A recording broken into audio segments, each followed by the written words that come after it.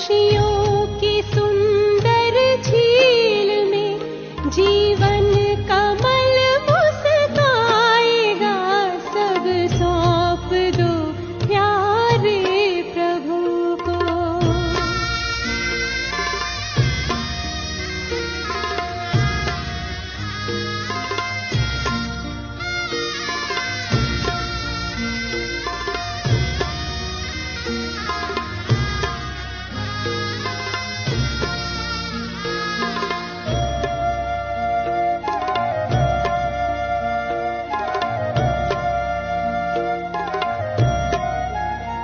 है जो भी तेरे पास सब उसकी अमानत है।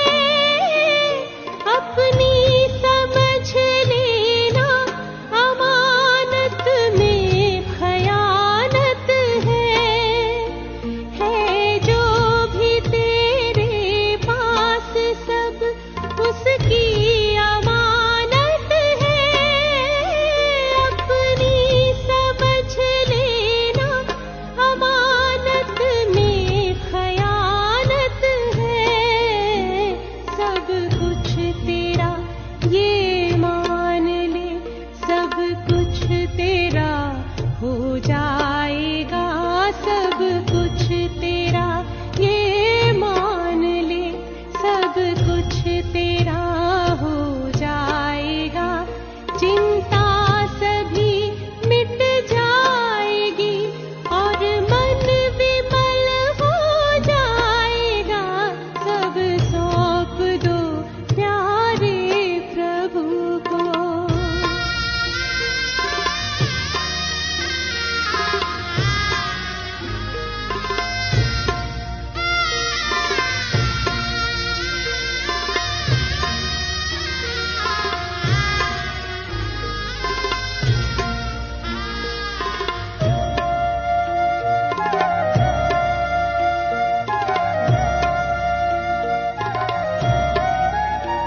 आकाश से ऊंची तुम्हारी भावनाएं हो। दिल हो बड़ा सबके लिए शुभ कामनाएं हो। आकाश से ऊंची तुम्हारी भावनाएं हो। दिल हो बड़ा सबके लिए शुभ कामनाएं हो। कल्याण करता चल तेरा खुद ही भला हो जाएगा। कल्याण करता चल तेरा खुद ही भला हो जाएगा। आजाद हो पिंजरे से पंछी फिर निकल उड़ जाएगा। सब सौंप दो प्यारे प्रभु को। सब सरल हो जाएगा। सब सौंप दो प्यारे प्रभु को। सब सरल हो जाएगा। खुशियों की सुंदर झील में जीवन कमल मुस्काएगा। सब सौंप दो प्यारे प्रभु को।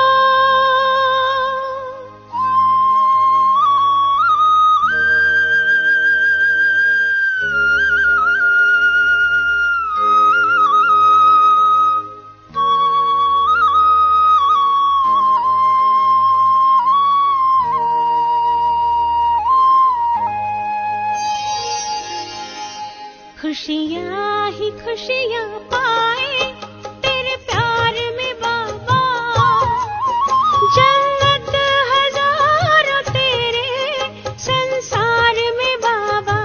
ओ खुशियाँ ही खुशियाँ पाए तेरे प्यार में बाबा, जन्नत हजारों तेरे संसार में बाबा। ओ खुशियाँ ही खुशियाँ पाए।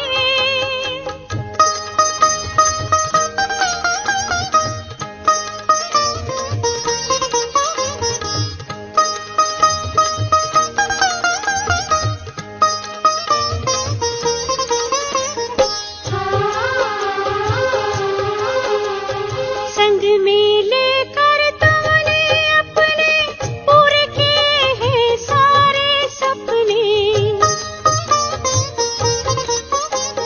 संग में लेकर तुमने अपने पूरे किए हैं सारे सपने। अतीन्द्रिय सुख है पाए उपहार में बाबा, जन्नत हजारों तेरे संसार में बाबा। ओ खुशियाँ ही खुशियाँ पाए।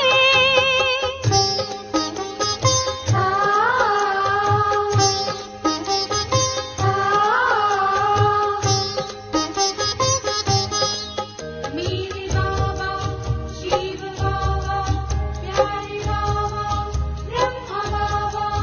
मेरे बाबा शिव बाबा, प्यारे बाबा ब्रह्मा बाबा।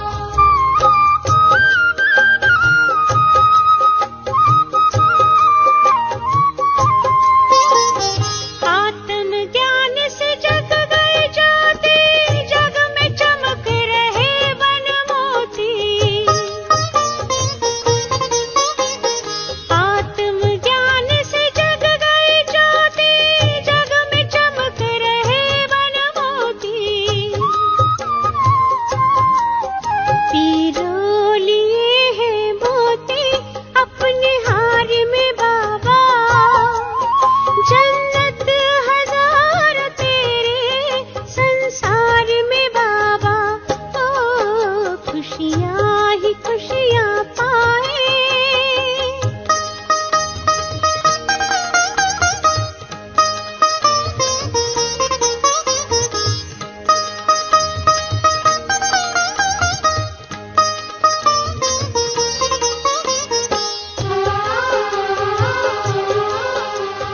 भक्ति का फल ज्ञान मिला, पावनता वरदान मिला। भक्ति का फल ज्ञान मिला, पावनता वरदान मिला। ये दिल तुझ पे बलिहारे उपकार में बाबा, जन्नत हजारों तेरे संसार में बाबा। ओ खुशियाँ ही खुशियाँ पाए तेरे प्यार में बाबा, जन्नत हजारों तेरे संसार में बाबा। ओ खुशियाँ ही खुशियाँ पाए, खुशियाँ ही खुशियाँ पाए।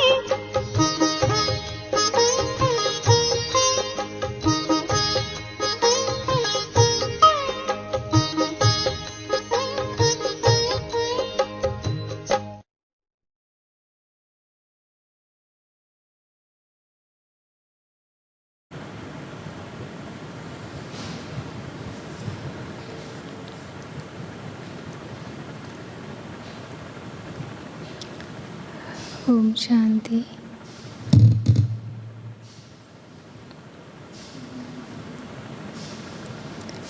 आज से नवरात्रि शुरू।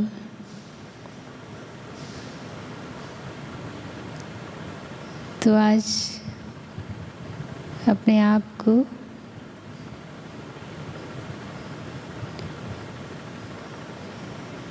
दिव्य, पवित्र स्वरूप में स्थित करके बाबा से मुरली सुनेंगे।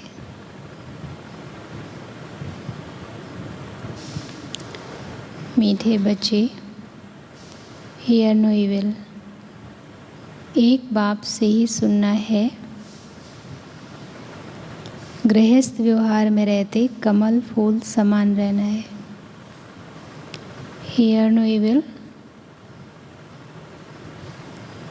एक बाप से ही सुनना है। बाबा के सिवा अगर और कोई भी बात में इंटरेस्ट है तो मेरे लिए फ़ायदेमंद नहीं है, मेरे लिए वो बुरी है। क्यों? क्योंकि वो दुनिया की कोई भी भौतिक बातें वो आत्मिक स्थिति से दूर करती हैं। हाँ, जो काम करने की बातें हैं, जो हमारे काम की बातें हैं, उनको छोड़कर अगर किसी भी बात में मेरा इंटरेस्ट है, वो बातें मुझे नहीं सुननी चाहिए। प्रश्न है, किस खेल को यथार्थ रीति जानने वाले बच्चे कभी मूझ नहीं सकते हैं? किस खेल को यथार्थ रीति जानने वाले बच्चे कभी मूझ नहीं सकते? कौन सा खेल? एक तो ड्रामा का खेल है और एक हमारा गीत है ना, जिंदगी का खेल हंसते हंसते खेलिए। तो कौन सा ऐसा खेल है जिसमें कंफ्यूज नहीं होंगे? हालांकि आजकल जो खेल हैं वो भी युद्ध नज़र आते हैं, खेल नज़र नहीं आते। बाबा कह रहे ये वाला खेल कंफ्यूजन दूर कर सकता है। उत्तर है दुख और सुख, भक्ति और ज्ञान का जो खेल चलता है, इसको यथार्थ रीति जानने वाले कभी मूझते नहीं। बाबा कुछ दिन पहले कह रहे थे ना कि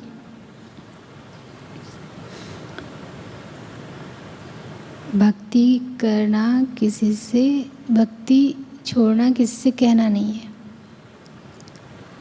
10-12 दिन पहले कह रहे थे ना। तो भक्ति और ज्ञान का जो खेल चलता है, इसको यथार्थ रीति जानने वाले कभी मूझते नहीं। जैसे आज से कितना जो शराब पीने वाले हैं वो भी छोड़ देते हैं। तो ये 8 दिन जो है वायुमंडल बहुत अच्छा हो जाता है। तुम जानते हो किसी को दुख नहीं देता, तुम जानते हो भगवान किसी को दुख नहीं देता, वो है दुख हरता सुख करता। उसको क्या कहते हैं? दुख हरो, दुख हरता। तो फिर दुख कैसे देगा? जब सभी दुखी हो जाते हैं तब दुखों से लिबरेट करने के लिए वो आते हैं। जब दुख धाम बन जाते हैं, जब दुखों के सागर में हम चले जाते हैं, तब उसको पुकारते हैं। थोड़े बहुत तो हम खुद ही सोचते हैं कि दूर करें। गीत है ये, कौन आ जाया सवेरे सवेरे। ओम शांति। बच्चों ने क्या सुना? भक्ति का गीत। भक्ति को अंग्रेज़ी में क्या कहते हैं? फिलॉसॉफ़ी। टाइटल मिलते ना, डॉक्टर ऑफ फिलॉसॉफ़ी। अब फिलॉसॉफ़ी तो छोटे बड़े मनुष्य से सब जानते हैं। बाबा फिलॉसॉफ़ी भक्ति से कह रहे। तो आजकल देखिए छोटे बच्चे व्रत रहते हैं। कोई से भी पूछो ईश्वर कहाँ रहते हैं तो कह देंगे सर्वव्यापी है। कहेंगे सब जगह रहता है, दिल में रहता है। ये भी फिलॉसॉफ़ी हुई ना।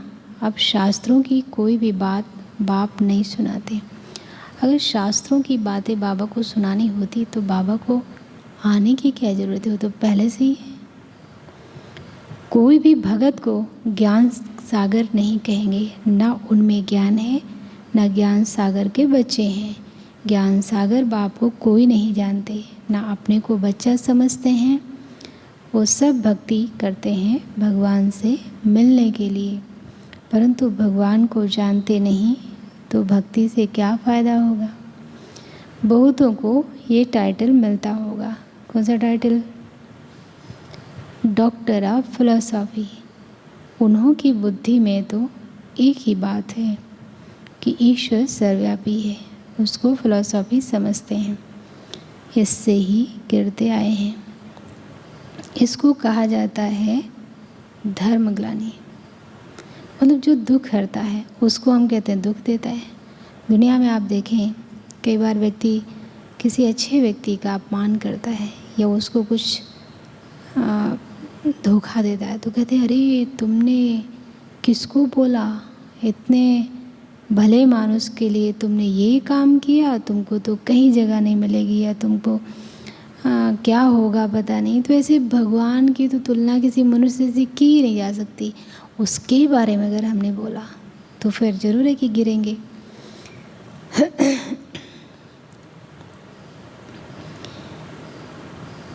इसको कहा जाता है धर्मग्लानि। हम कोई भी मनुष्यों से शास्त्रों का कुछ वाद विवाद नहीं कर सकते। हम कोई मनुष्य पढ़े हुए नहीं हैं और सब मनुष्य द्वारा पढ़े हुए होते हैं। हमारा वाद विवाद करने का तो कोई सवाल ही नहीं है। क्यों हम वाद विवाद करेंगे? हम किसी को सामने ये सिद्ध नहीं करना चाहते। हम तो सिर्फ अपने जीवन से ये प्रेरित कर सकते हैं। किसी को ज़बरदस्ती मुझे मनवाने की ज़रूरत नहीं है। बाबा मुझे जो संदेश देने की बात कर रहे हैं वो हम संदेश देते हैं, लेकिन बाकी हम प्रत्यक्ष दिखाते हैं अपने कर्मों के द्वारा, व्यवहार के द्वारा, जीवन के द्वारा। बातों से सिद्ध करने की कोई ज़रूरत नहीं है, क्योंकि उसमें तो दुनिया में बहुत ज्ञानी है।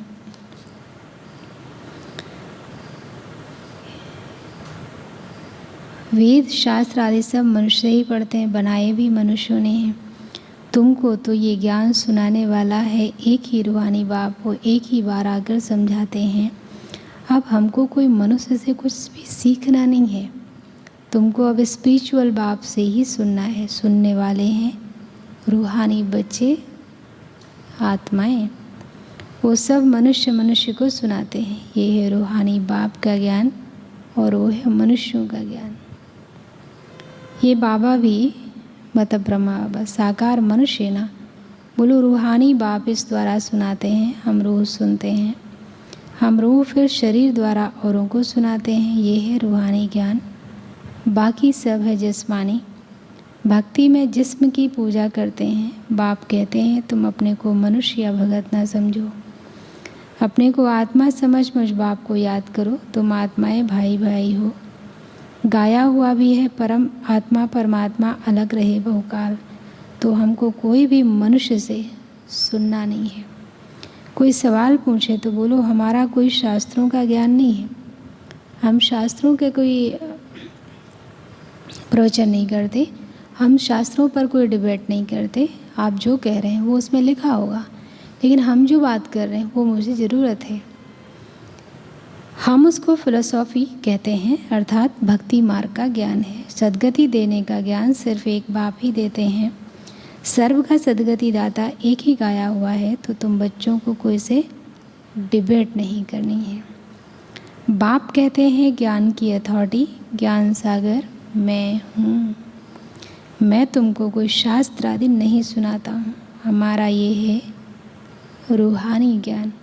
बाकी सब है जिस्मानी ज्ञान। वो सत्संग आदि सब भक्ति मार्ग के लिए हैं। देखो कितने भी रोज़ मंदिरों में आरती तो होगी, लेकिन भजन कीर्तन ज़रूर करेंगे नवरात्रि के टाइम। फिर बीच बीच में वो जागरण करते हैं, तो सारा मोहल्ला रिश्तेदार सब बुला के कितना जागरण करते हैं। और बड़ा वंडर लगता है कि देवी के भक्त क्या क्या कैसे कैसे होकर गीत गाते हैं।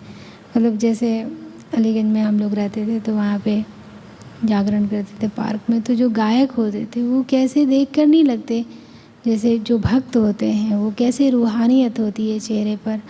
मतलब एक भगवान के प्रति प्रेम उनसे दिखता है। और वो लोग जो गाते हैं, मैंने एक बार पूछा था कि ये रात भर कैसे जाग लेते हैं, तो मुझे बोला कि ऐसे थोड़ी जाग लेते हैं, शराब पी के जागते हैं।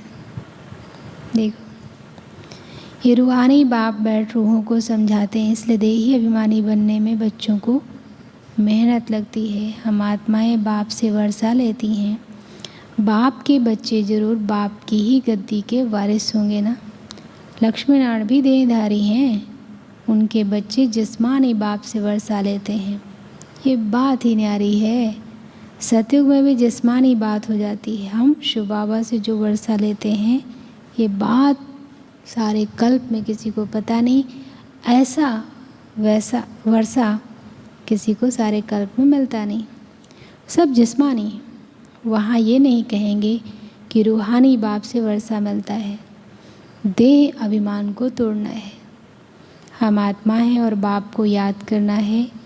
यही भारत का प्राचीन योग गाया हुआ है। याद अक्षर हिंदी का है। योग जैसे कहते हैं ना,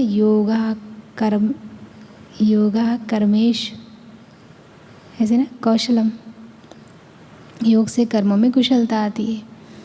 तो योग शब्द जो है वो संस्कृत हो जाएगा। तो ये नॉलेज तुमको अभी कौन देते हैं? ये कोई मनुष्य नहीं जानते। जन्म जन्मांतर मनुष्य से बात करते आए हैं।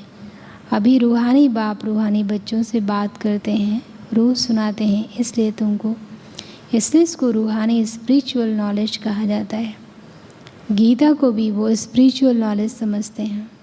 वैसे हम समझते हैं, हर धर्म वाले ऐसे समझते होंगे। कई लोग कहते हैं ना कि ऊपर से ये किताब आई है। ऊपर से कोई किताब तो नहीं आ सकती।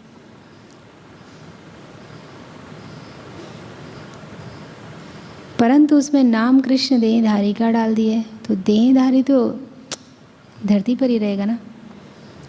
बाप कहते हैं कोई भी मनुष्य में ये नॉलेज नहीं हो सकती। इस दुनिया की सब नॉलेज हो सकती है, लेकिन इस दुनिया से परे जुड़ने वाली चीज़ें जो है वो कैसे होगा। कभी भी तुमसे कोई डिबेट करते हैं तो बोलो ये है तुम्हारा भक्ति का ज्ञान, मनुष्यों के बनाए हुए शास्त्रों का ज्ञान। सत्य ज्ञान तो एक ज्ञान सागर बाप के पास ही है। वही खुद नॉलेज दे रहे हैं। उन्हें सुप्रीम बाप कहते हैं। पूजा भी उस निराकार की होती है। अगर और निराकारियों की पूजा होती है तो वो भी उनके बच्चे ही हैं। किसकी होती है?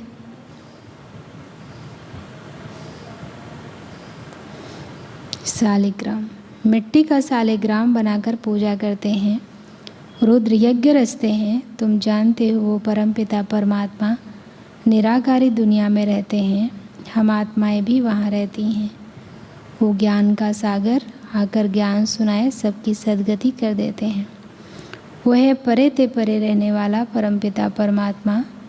सभी आत्माएं ब्रदर्स को पार्ट मिला हुआ है, जो शरीर धारण कर फिर क्या करते हैं? क्या करते हैं? सोचो। जो फिर शरीर धारण कर भाई बहन बनते हैं। आत्मा सब एक बाप के बच्चे हैं। आत्मा जब शरीर धारण करती है तो स्वर्ग में सुख, नरक में दुख को पाती है। ये क्यों होता है? समझाया जाता है ज्ञान और भक्ति। वो है दिन, वो है रात। ज्ञान से सुख, भक्ति से दुख। ये खेल बना हुआ है। ऐसे नहीं कि दुख सुख सब भगवान ही रचते हैं। भगवान को बुलाते ही तब हैं जब दुखी होते हैं। इसमें दो बातें हैं। एक तो अगर भगवान दुख देते हैं तो फिर ये नहीं कह सकते कि जो करेगा वो पाएगा, या जैसा कर्म वैसा फल, जैसा बीज वैसा वृक्ष। कर्म का फल मिलता है, फिर पुण्य और पाप की तो बात ही नहीं है। हम कुछ भी करें, जब भगवान ही देगा तो भगवान क्या देगा? सबको एक जैसा देना चाहिए। एक जैसा देगा, क्योंकि वो तो कुछ लेता नहीं है ना, तो हम उसको कुछ ज़्यादा देंगे तो हमें ज़्यादा देगा। तो या तो ये बात सही हो सकती है, जो करेगा वो पाएगा, या फिर ये हो सकता है कि भगवान दुख करता सुख करता नहीं, दुख ही देता है, सब कुछ वही करता है।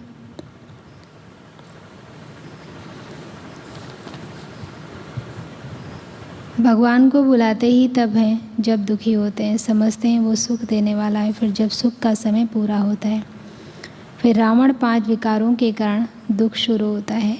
यही खेल है जिसे यथार्थ रीति समझना है। इसे ही रूहानी ज्ञान कहा जाता है। बाकी सब है जिस्मानी ज्ञान। हम वो सुनने नहीं चाहते। हमको हुक्म मिला हुआ है सिर्फ मुझ निराकार बाप से ही सुनो। बाप कहते हैं हियर नो इविल।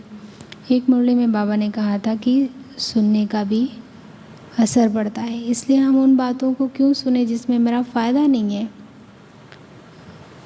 ये हम एक भगवान से सुनते हैं, तुम मनुष्यों से सुनते हो। रात दिन का फ़र्क है। बड़े बड़े विद्वान शास्त्र आदि पढ़ते हैं, वो तो हमने भी बहुत पढ़े हैं और बहुत लंबे समय तक पढ़े हैं। अब भगवान कहते हैं तुमने गुरु बहुत किए हैं, अब उनको छोड़ो, मैं जो सुनाता हूँ वो सुनो। देखिए कई बार लोग कहते हैं कि इतने दिन से कर रहे थे, अभी कैसे छोड़ सकते हैं। छोड़ता तो तब व्यक्ति है जब उससे अच्छी चीज़ कोई मिलती है। अब हम भगवान को क्यों याद करते थे, भक्ति क्यों करते थे, पूजा क्यों करते थे, ये व्रत क्यों रहते थे, कोई कारण होगा ना, मतलब कुछ मुझे चाहिए। अगर वो हो गया तो हम कर रहे हैं। अब मुझे उससे 1000 गुना अच्छा मिले तो हम वो करना शुरू कर देंगे ना। तो ऐसे ही हमने किसी एक चीज़ की इच्छा की थी कि स्वास्थ्य अच्छा रहे, धन आए, परिवार ठीक रहे। अभी बाबा 2500 साल के लिए अगर कहते तो हम उनकी बात क्यों नहीं मानेंगे।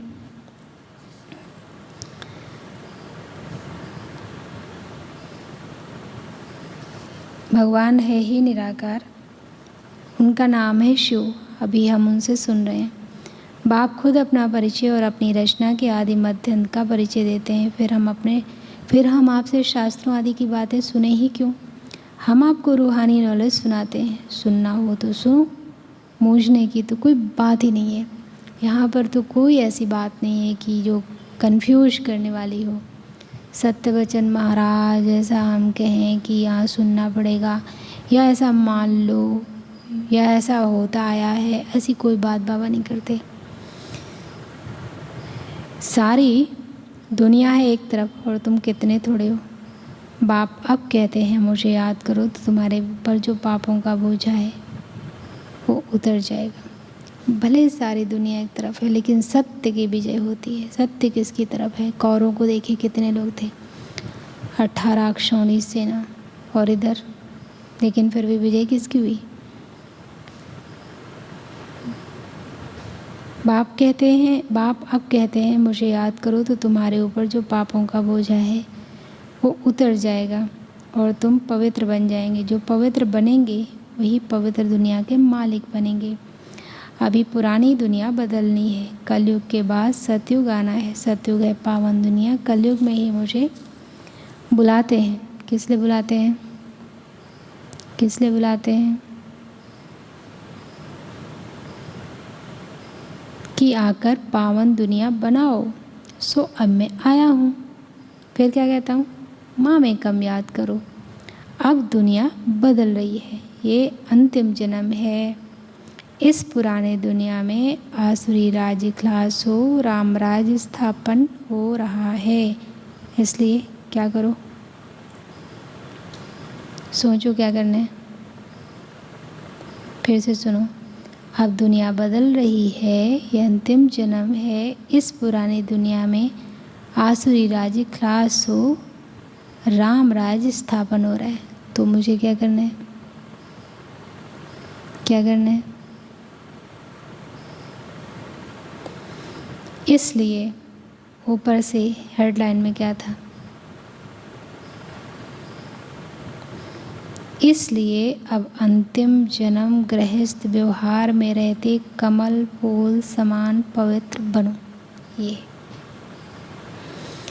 ये विशेष सागर है ना। कमल फूल पानी के ऊपर रहता है। संसार में तो रहना ही पड़ेगा, लेकिन संसार को अपने अंदर हम रखें या ना रखें ये मेरे ऊपर है। कमल फूल पानी के ऊपर रहता है, तो अब तुम गृहस्थ व्यवहार में रहते कमल फूल के समान पवित्र बनो। तुम बच्चे जानते हो हम राजा स्थापन कर रहे हैं। अभी सारी दुनिया बदलनी है। वो धर्म स्थापक सिर्फ अपना अपना धर्म स्थापन करते हैं। पहले वो पावन होते हैं, फिर पतित बनते हैं। सतगुरु तो एक ही सदगति दाता है। मनुष्य गुरु करते ही तब है जब सदगति में जाना चाहते हैं। जब पाप बहुत होते हैं तब क्या होता है, जब पाप बहुत होते हैं तब क्या होता है, तब रूहानी बाप ज्ञान सुनाते हैं। भक्ति का फल ज्ञान तुमको भगवान से मिलता है। भगवान कोई भक्ति नहीं सिखाते। अब देखो भक्ति के लिए कितना सारा, कितने दिनों से लोग तैयारी कर रहे होंगे। नवरात्रि नवरात्रि नवरात्रि। लोग अपने घरों से क्या कहेंगे, प्याज लहसुन बाहर निकालो, देवी की मूर्ति अंदर लाओ। 8 दिन के बाद फिर वही पुरानी चाल। परिवर्तन हुआ, कर लिया। जैसे शराब पीने वाले बस कैसे करके पूरा होगा फिर शुरू हो जाएंगे एकदम से। तो परिवर्तन नहीं आया। उन्होंने थोड़ा सा अपने आप को कंट्रोल किया लेकिन परिवर्तन नहीं आया। तो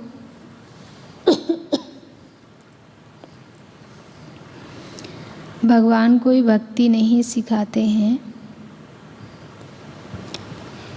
तुम बच्चे जानते हो हम राजा स्थापन कर रहे हैं। अभी सारी दुनिया बदलनी है। वो धर्म स्थापक सिर्फ अपना अपना धर्म स्थापन करते हैं। पहले वो पावन होते हैं फिर पतित बनते हैं। सतगुरु तो एक ही सद्गति दाता है। मनुष्य गुरु करते ही तब हैं जब सद्गति में जाना चाहते हैं। जब बहुत पाप होते हैं तब रूहानी बाप ज्ञान सुनाते हैं। भक्ति का फल भगवान तुमको भगवान से मिलता है। भक्ति का फल ज्ञान तुमको भगवान से मिलता है। भगवान कोई भक्ति नहीं सिखलाते, वो तो ज्ञान देते हैं। कहते हैं मामे कम याद करो तो तुम्हारे विकर्म विनाश होंगे और कोई पावन बनने का रास्ता ही नहीं है। नई दुनिया में सब स्वर्गवासी थे, अब पुरानी दुनिया में सब नरकवासी हैं। इसलिए बाप कहते हैं, क्या कहते हैं, नई दुनिया में सब स्वर्गवासी थे, अब पुरानी दुनिया में सब नरकवासी हैं। इसलिए बाप कहते हैं, क्या कहते हैं, कि मैं सबका उद्धार करने आता हूँ। क्योंकि सारे लोग तमो प्रधान बन गए। किसी के अंदर न पावर है न समझ है। मैं ही आकर रूहानी ज्ञान देता हूँ। बाप अपना परिचय दे रहे हैं। कौन सा परिचय देते हैं बाबा? वैसे परिचय में कितनी बातें होती हैं? शिव बाबा के परिचय में कितनी बातें होती हैं? नाम, रूप, देश, काल, कर्तव्य। नाम, रूप, देश, काल, कर्तव्य।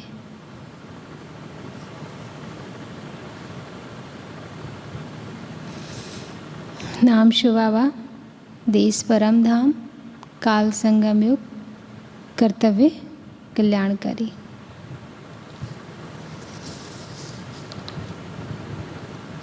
तो बाप आकर अपना परिचय दे रहे हैं। कौन सा परिचय? मैं तुम्हारा बाप हूँ। देखो जब हम कहते हैं परम पिता, तो पिता शब्द तो उसमें जुड़ा ही है ना।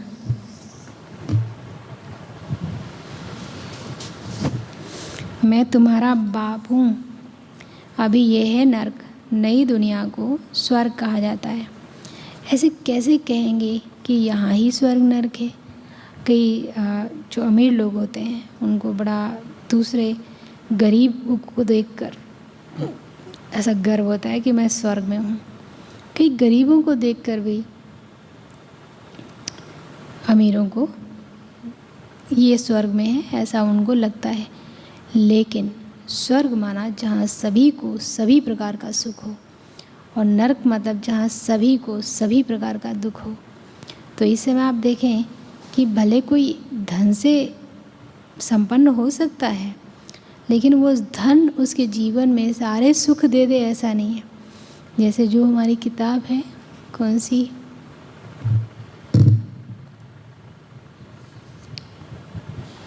धन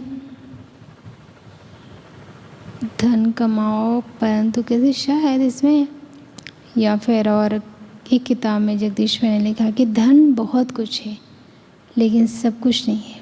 धन से आप बिस्तर खरीद सकते हैं पर नींद नहीं, भोजन खरीद सकते हैं पर भूख नहीं, दवाई खरीद सकते हैं पर स्वास्थ्य नहीं। मकान बना सकते हैं पर घर नहीं। ऐसे ही बहुत सारी चीज़ें हैं जिनको आप खरीद सकते हैं धन से, पर बहुत सारी ऐसी चीज़ें हैं जो हमारे जीवन में सुख लाती हूँ वो खरीद नहीं सकते। धन एक बात है, दूसरी भी चीज़ें हैं, उनके होने से भी आप स्वर्ग में नहीं हैं। किसी की अकाले मौत हो रही है, किसी को कुछ हो रहा है, ऐसे तो ऐसे कैसे कहेंगे कि यहाँ ही स्वर्ग नरक है। और नरक सिर्फ इतना छोटा सा दायरा, ऐसा तो नहीं है ना। जिनको बहुत धन है वो स्वर्ग में है। स्वर्ग तो होता ही है नई दुनिया में। यहाँ स्वर्ग कहाँ से आया, इसलिए हम कोई मनुष्यों की बात सुनते ही नहीं। एक है कि अपशब्द कहना, विकारी भाव से बात करना। दूसरा है जो हम ये वेद शास्त्र की बातें सुनते हैं, इसमें भी कोई हमारे क्या जैसे क्या बोलते हैं, दही की जगह पानी अगर हम मथते हैं तो कुछ निकलने वाला नहीं है। तो मेरे लिए फिर टाइम वेस्ट हो गया ना। उस टाइम में हम कमाई कर सकते थे ना, तो इसलिए वो मेरे लिए बुरी बात है, अच्छी बात नहीं है। तो स्वर्ग तो होता ही नई दुनिया में है। यहाँ स्वर्ग कहाँ से आया, इसलिए हम कोई मनुष्यों की बातें सुनते नहीं। बाप कहते हैं तुमको तमो प्रधान से सत्व प्रधान बनना है। तुम आमे कम याद करो, सारा दिन बुद्धि में ये नॉलेज रहनी चाहिए। अच्छा मीठे मीठे सिकिलते बच्चों प्रति माता पिता बाप दादा का याद प्यार और गुड मॉर्निंग। रूहानी बाप की रूहानी बच्चों को नमस्ते। हम रूहानी बच्चों की रूहानी बाप दादा आपको गुड मॉर्निंग नमस्ते। धारणा के लिए मुख्य सार है, एक बाप से ही रूहानी बातें सुननी है। जो मेरी उन्नति करे वो बातें सुनना मेरे लिए ज़रूरी है इस समय। किसी से दूसरी बातों का वाद विवाद नहीं करना है। जैसे हम लोग पढ़े ना कि शास्त्रार्थ करते थे, तो शास्त्रार्थ में फिर कितना शास्त्रार्थ करते थे तो उसमें बहुत लड़ाई झगड़ा हो जाता था, मार पीट अपशब्द ये। तो हमको ये सब नहीं करना है। तो किसी से दूसरी बातों का वाद विवाद नहीं करना है। दूसरा, देही अभिमानी बनने की मेहनत करनी है। सतो प्रधान बनने के लिए एक बाप की याद में रहना है। देही अभिमानी बनने की मेहनत करनी है। सतो प्रधान बनने के लिए एक बाप की याद में रहना है। जो पिता ने किया वो बच्चे के लिए कल्याणकारी है। तो जो बाबा हमें बात करते हैं सतो प्रधान बनाने के लिए, वही मेरे लिए कल्याणकारी है। अच्छा वरदान, चलो आज तो दुनिया माँ को याद करेगी, हम चलते हैं पिता के पास। देखिए अपने आप को मधुबन बाबा के रूप में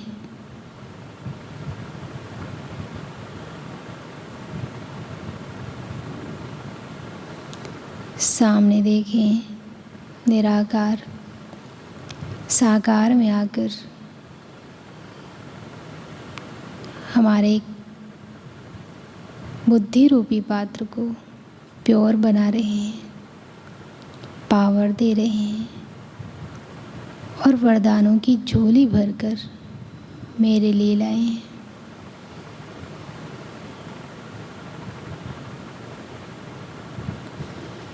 देखें ब्रह्मा के नेत्रों से हमें निहाल करते हुए मुखमंडल पर रूहानियत, प्रेम, प्योर वाइब्रेशन। मैं उनके सामने बैठा सब कुछ अपने अंदर समेट रहा हूँ।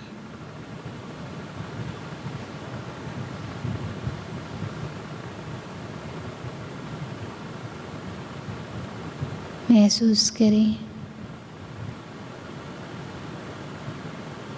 कि जैसे सुख का सागर सामने बैठकर मेरे जन्म जन्मांतर के दुख आ रहे हों। रूहानी नज़रों से एक एक भविष्य का चित्र दिखा रहे हूँ।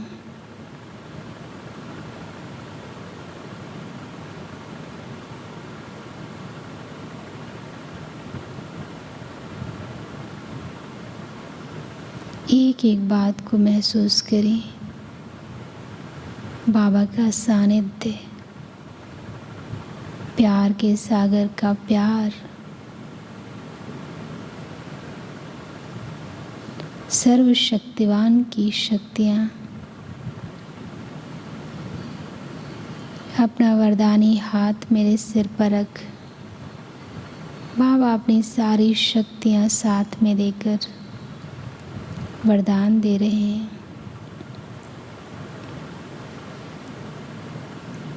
मेरे पास 1000 भुजा वाला सर्वशक्तिवान साथी है। ज्ञान के सागर परम शिक्षक ने मुझे अपार ज्ञान दिया है, इसलिए मैं निश्चिंत बेफिक्र हूँ। मेरा बुद्धि रूपी हाथ बाबा के हाथ में है।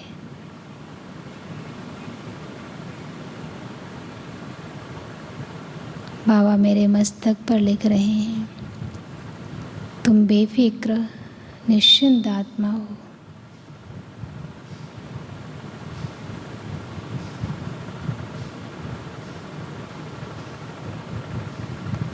ओम शांति। अभी नोट करो,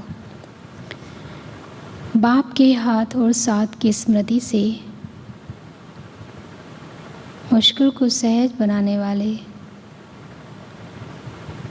बाप के हाथ और साथ की स्मृति से मुश्किल को सहज बनाने वाले बेफिक्र व निश्चिंत भव। जैसे किसी बड़े के हाथ में हाथ होता है तो स्थिति बेफिक्र व निश्चिंत रहती है।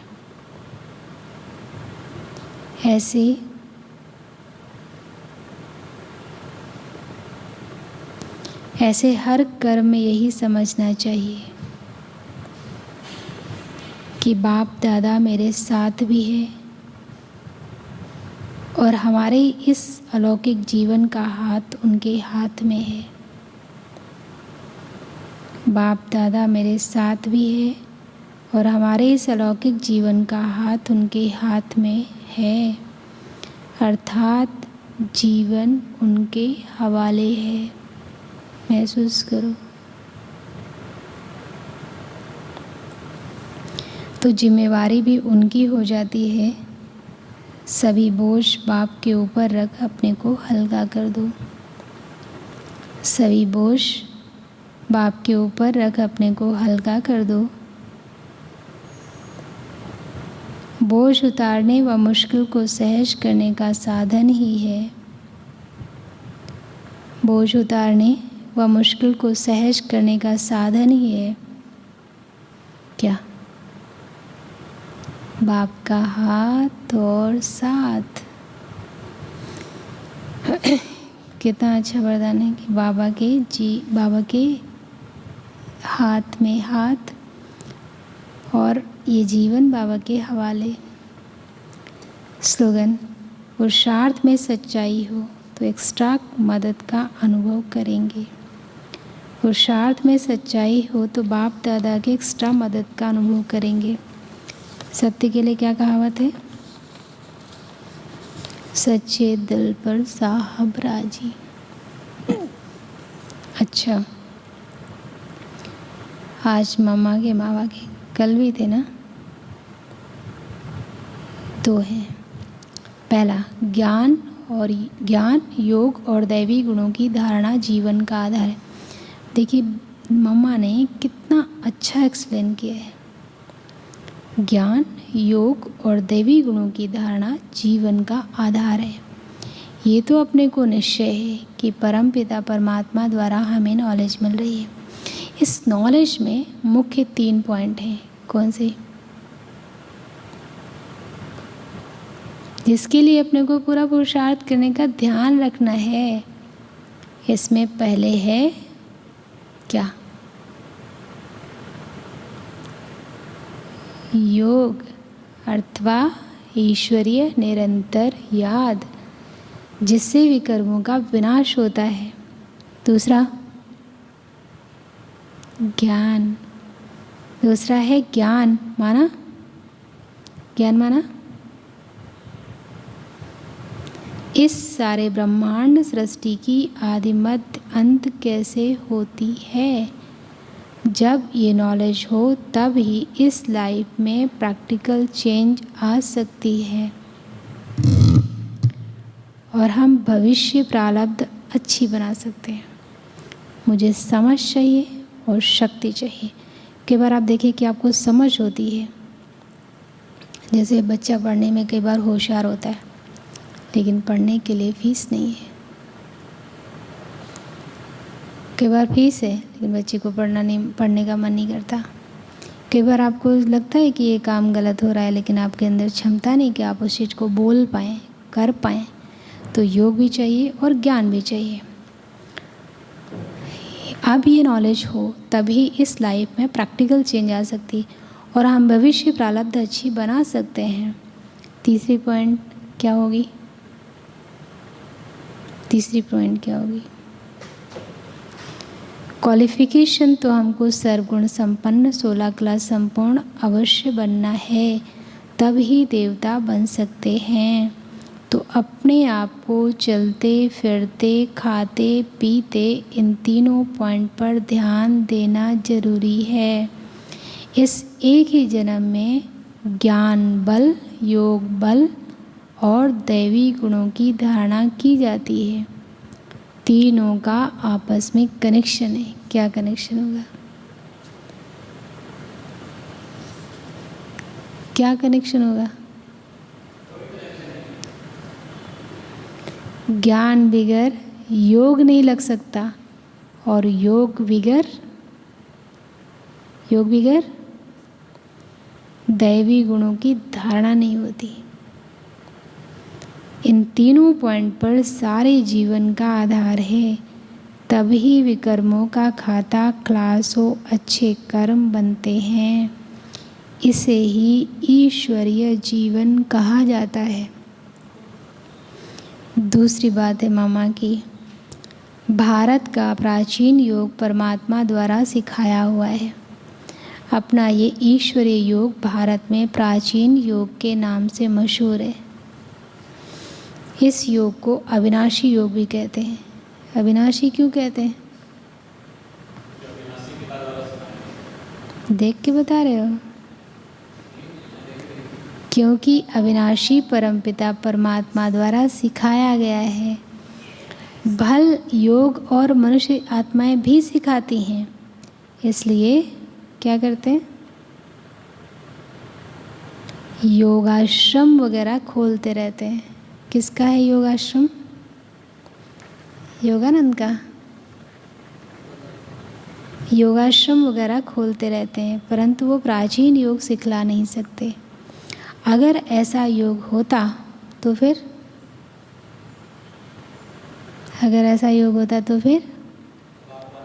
वो बल कहाँ? भारत तो दिन प्रतिदिन निर्बल होता जाता है। इससे सिद्ध है वो योग अविनाशी योग नहीं है। जिसके साथ योग लगाना है वो खुद ही सिखला सकता है। कोई मनुष्य जो है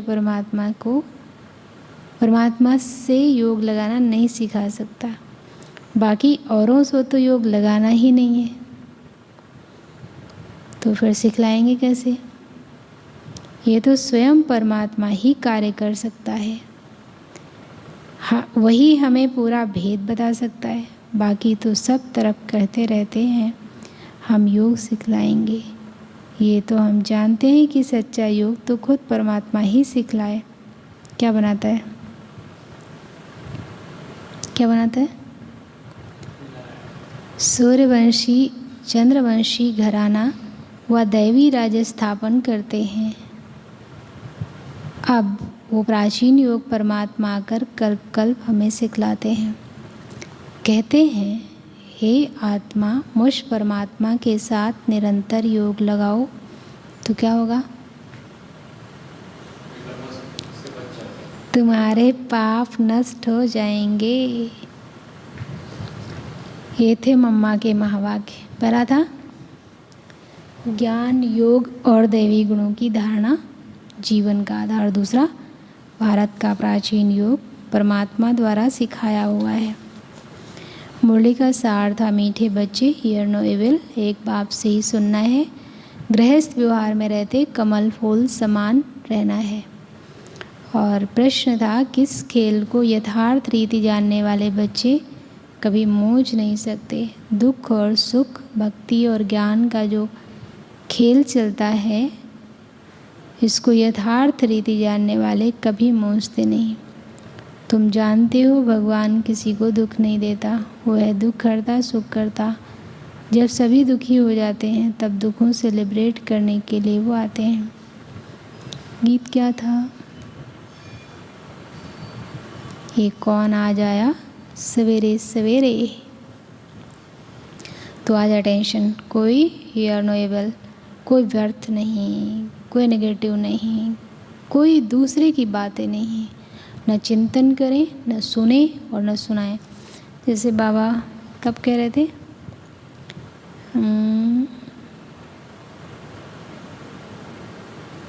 19 तारीख के मूड में था ना, कि न सुनने का टाइम लो, न सुनने का टाइम दो, कि हमारी कोई बातें सुने। तो बाबा ने उसमें क्या बोला था, सिर्फ खुशखबरी 2 शब्दों में सुनाओ। कौन से 2 शब्द? ओके।